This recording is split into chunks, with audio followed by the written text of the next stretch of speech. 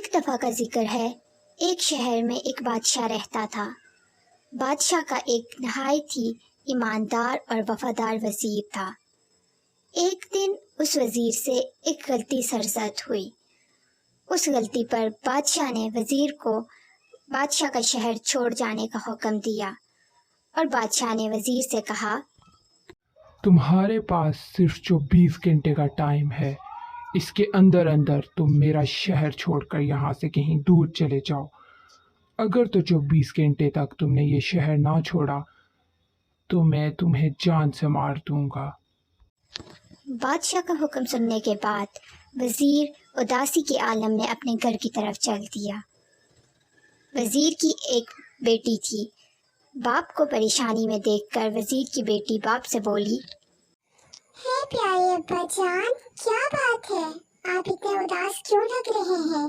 آخر ایسی کیا بات ہوگی جس نے آپ کو اتنا پریشان کر دیا ہے میری پیاری بیٹی، میں تمہیں کیا بتاؤں، مجھ سے ایک غلطی ہو گئی جس پر تمہارے بادشاہ نے مجھے یہ شہر چھوڑ جانے کا حکم دیا۔ اب ہمارے پاس صرف 24 گھنٹے ہیں، اس کے اندر ہمیں اس شہر سے کہیں دور جانا پڑے گا۔ میرے پیارے ابا جان، بس اتنی سی بات ہے جس پر آپ اتنا پریشان ہو گے؟ آپ بالکل فکر نہ کریں، میں ہوں نا، میں کوئی نہ کوئی حل نکال دوں گی۔ آپ ایسا کریں، آپ جانوروں کو دیکھ آئیں، میں اتنے میں کھانا بناتی ہوں، پھر ہم مل کر کھانا کھاتے ہیں۔ آپ کو پریشان ہونے کی بالکل ضرورت نہیں ہے۔ وزیر نے جب اپنی بیٹی کی یہ بات سنی تو اس کی پریشانی تھوڑی کم ہو گئی، کیونکہ وزیر کو اپنی بیٹی پر پورا یقین تھا۔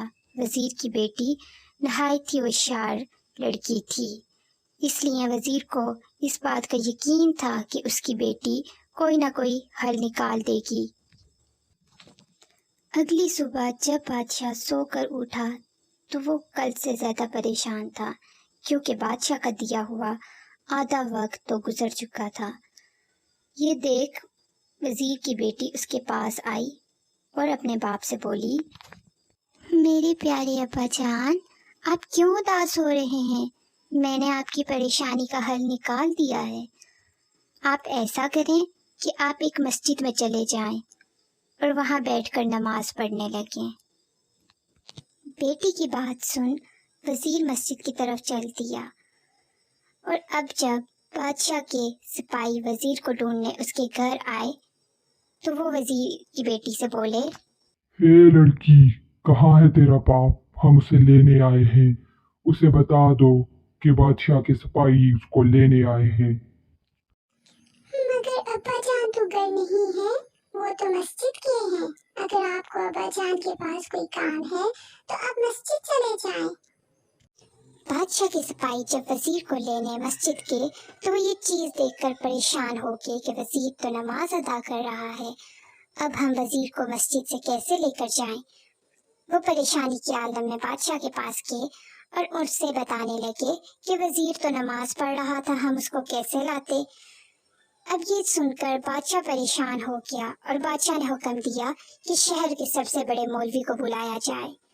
مولوی کے آنے پر بادشاہ نے مولوی کو سارا قصہ سنایا، جس پر مولوی بولا، بادشاہ سلامت، وزیر نے تو آپ کا حکم مان لیا۔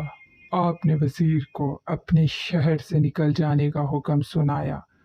وزیر تو آپ کے شہر سے نکل کر اس اللہ کے شہر میں چلا گیا، اب وہاں پہ آپ کا کوئی حکم نہیں چل سکتا۔